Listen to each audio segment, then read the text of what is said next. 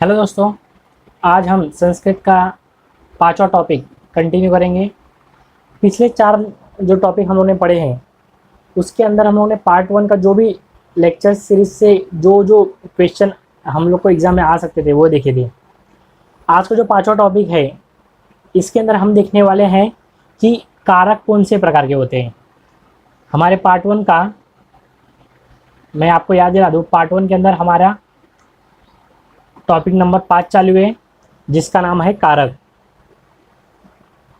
और जो कारक है उसका सिलेबस क्या है हमारा एग्जाम के अंदर वो देखते हैं। डिस्क्रिमिनेट द विभक्ति एंड देयर मीनिंग। विभक्ति कितने कितने टाइप के हैं, कारक कितने कितने टाइप के, वो हमको दिखने हैं यहाँ पे, उसका मीनिंग देखने का है। आइडेंटिफाई कारक एंड आयुर्वेदा टेक्स्ट लाइक करक करण कारण वगैरह देखना है हमको। सेंटेंस बनाना है हमको, ट्रांसलेशन देखना है हमको, इंग्लिश टू सेंटेंस को हम लोग को English to Sanskrit, Sanskrit to English का ट्रांसलेट भी देखने का है। तो ये था हमारा सिलेबस फॉर टॉपिक नंबर 5। अब जो टॉपिक नंबर 5 है उसका हमारे एग्जाम के अंदर वेटेज कितना है।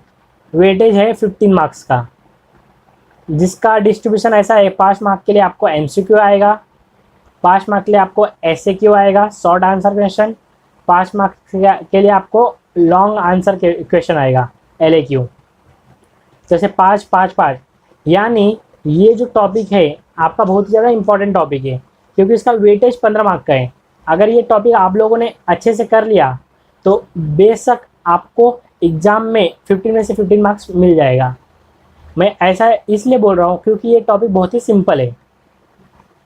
आप इसको एक दो बार रिवाइज करेंगे, उसका एक दो बार प्रैक्टिस करेंगे सेंटेंस का, और कौन कौन सी विभक्ति आती है उसको एक बार दीवार के अंदर लिख के ले लिया, और उसके जो जो निमोनिक्स बताऊंगा वो करके ले लिया, तो आपका ये टॉपिक बहुत ही इजीली पास हो जाएगा। तो आज के लेक्चर की शुरुआत करते हैं हम कि कारक क्या होता है, उसकी परिभाषा क्या है, उसका डेफिनेशन क्या है।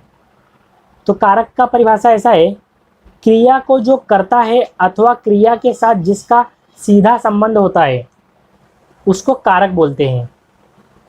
क्या बोला गया है, क्रिया को जो करेगा, क्रिया को करने वाला, क्रिया को करने वाला कौन रहेगा, करता रहेगा, मतलब करने वाला कोई तो है, या फिर अगर करने वाला नहीं है तो उसका डायरेक्ट संबंध हो क्रिया से, तो वो क्या हो गया, हमारा कारक हो गया। कारक, उस कारक शब्द के अंदर ही आता है करने वाला या फिर जिसका संबंध है सीधा कार्य से, जो हम लोग काम कर रहे हैं उस काम से अगर इसका डायरेक्ट रिलेशन रहेगा तो उसको हम लोग बोलते हैं कारक। इसका एग्जाम्पल क्या है, अगर मैं बोलूँ कि राम स्कूल जाता है, राम क्या कर रहा है, स्कूल जा रहा है, तो इसमें कारक क्या आ गया हमारा, कारक वाला वो शब्द आ गया राम, क्योंकि कर्म तो है हमारा जाना, स्कूल जा रहा है, स्कूल है हमारा जगह, और जो जा रहा है ये हमारा क्या है, क्रिया है, और क्रिया को करने वाला कौन है, राम है। तो यहाँ पर हमारा क्या हो गया, राम हो गया हमारा कारक। वैसे ही क्रिया के साथ जिसका सीधा संबंध हो, अगर मैं बोलूँ कि उसने खाना खाया, नहीं तो इसके वजह से काम हुआ, राम के वजह से काम हुआ, राम के वजह से काम हुआ, मतलब काम तो राम ने नहीं किया लेकिन राम का डायरेक्ट संबंध कार्य से है, क्रिया से है, इसलिए यहाँ पे भी राम जो आएगा हमारा ये क्या है, कारक है। हम लोगों ने दोनों के एग्जाम्पल देख लिया, क्रिया को जो करेगा यानी राम स्कूल जाता है तो राम हो गया हम लोग का डायरेक्ट करने वाला, या फिर क्रिया के साथ जिसका सीधा संबंध हो। इसका एग्जाम्पल क्या था, राम के वजह से वो काम हुआ, राम के वजह से हमारा घर बना, तो राम ने तो नहीं बनाया लेकिन राम के वजह से बना, मतलब राम क्या है, सीधा सीधा रिस्पॉन्सिबल है, उसका सीधा सीधा संबंध है, इसलिए यहाँ पे जो राम है उसको भी हम लोग कारक बोलेंगे। क्रिया के साथ कारकों का साक्षात अथवा परंपरा से संबंध किस प्रकार होता है, यह समझने के लिए यहाँ एक वाक्य प्रस्तुत किया जा रहा है। मैंने आपको वाक्य बताया, पहला वाक्य था कि राम स्कूल जा रहा है। हम लोग का पहला एग्जाम्पल क्या था कि राम स्कूल जा रहा है। उसके अंदर जो राम है वो सीधा सीधा कार्य के अंदर इन्वॉल्व है, वो काम करने वाला डायरेक्टली है, इंडिपेंडेंट है। और जो दूसरा एग्जाम्पल लिया हम लोग ने, उसके अंदर था कि राम के वजह से हमारा घर बना। उसके अंदर क्या था कि राम ने तो घर बनाया नहीं, लेकिन राम के वजह से बना। इसीलिए राम, पहले सेंटेंस का भी राम, दूसरे सेंटेंस का राम, ये क्या है, हमारे कारक है।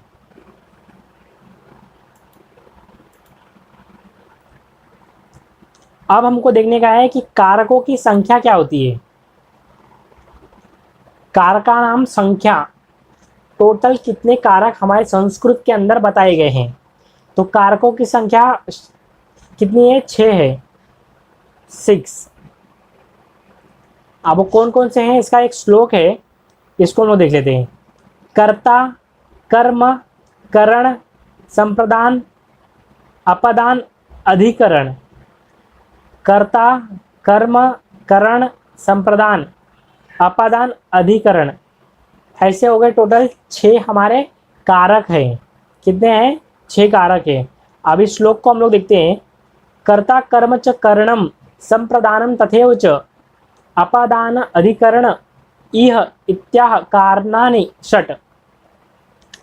क्या है, कर्ता कर्म करण संप्रदान अपादान और अधिकरण, ये क्या है, हमारे 6 कारण है, कारकाणि षट।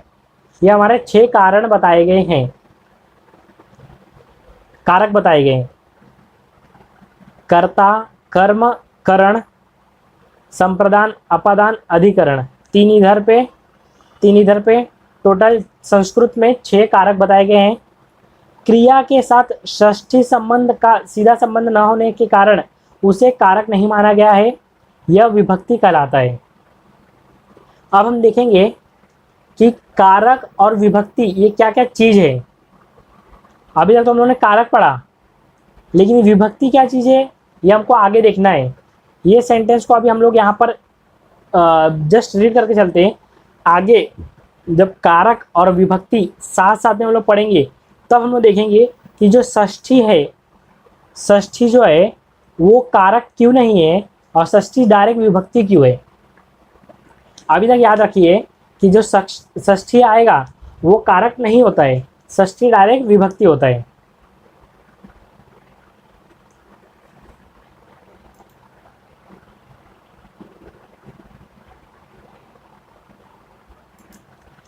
तो विभक्ति क्या है, ये सबसे बड़ा क्वेश्चन था। कारक के संबंध को अभिव्यक्त करने के लिए जो प्रयुक्त होता है, जो प्रत्यय। अगर मैं बोलूं कि कर्ता है, हमारे पास कितने कारक बताए गए, 6 कारक बताए गए। कर्ता, कर्म, करण, संप्रदान, अपादान, अधिकरण। कर्ता, कर्म, करण, संप्रदान, अपादान, अधिकरण। मेरे साथ में बोलिए, आपको 6 का 6 कारक याद आ जाएगा। कर्ता, कर्म, करण, संप्रदान, अपादान, अधिकरण, ये 6 करण का अपने पास कारक है। कारक, तो कारक वो कौन से टाइप का कारक है, वो कारक कर्ता कारक है कि कर्म कारक है कि करण कारक है कि संप्रदान कारक है कि अपादान कारक है कि अधिकरण कारक है। वो कौन से टाइप का कारक है, ये बताने के लिए जिस चीज़ का हम लोग यूज करते हैं, जो हम लोग उसकी आइडेंटिटी अलग से बनाते हैं, जो हम लोग उसको अलग टाइप से हम लोग उसको डिफाइन करते हैं, जो प्रत्यय यूज होता है, उस प्रत्यय को हम लोग बोलते हैं विभक्ति। इन शॉर्ट, कर्ता कर्म के लिए कुछ तो अलग आइडेंटिटी है, करण के लिए कुछ तो अलग, करण जो करण कर्म कारक है, कारण कारक है, संप्रदान कारक है, अपादान कारक है, अधिकरण कारक है। ये सबका अलग अलग एक सेपरेट विभक्ति होगा, जो बताएगा कि ये कर्ता कर्म से अलग है, कर्म करण से अधिक, करण जो कर्म है वो करण से अधिक अलग है। इन शॉर्ट, हर एक जो कारक है उनका जो स्पेशल आइडेंटिटी होता है, जो बताता है कि वो वही है, वो होता है हमारा विभक्ति। जैसे अगर मैं लड़का हूँ नहीं तो मैं किसी हम लोग ने कोई स्कूल के अंदर जाते, inter college competition, inter school competition के अंदर हम लोग जाते, तो हमारा जो, मैं तो एक कारक हूँ वहाँ पर, लेकिन मेरा आइडेंटिटी क्या होता है, मेरा स्कूल ड्रेस। वहाँ पे अगर समझ लीजिए 6 स्कूल के बच्चे आए हैं, वो 6 स्कूल के बच्चों का अलग अलग ड्रेस होगा, तो जो मेरा आइडेंटिटी होगा वो क्या होगा, मेरा स्कूल का ड्रेस होगा। तो मेरा स्कूल का ड्रेस क्या होगा, मेरी आइडेंटिटी। तो मैं इसको रिलेट करता हूँ कारक और विभक्ति से।